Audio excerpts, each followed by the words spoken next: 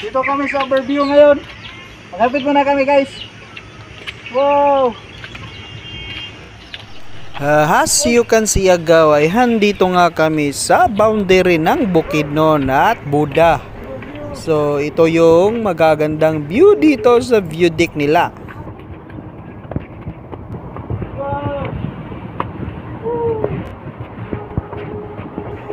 Ayan. See? So dito sa baba na yung magandang daan na paikot-ikot nung nagtrending sa mga vlogger agaw. Yan. So dito pa lang talaga mapapakita na sa iyo yung presensya ng ganda ng Bukidnon. Yes, okay. Ayun boy. Thank you for watching and don't forget to follow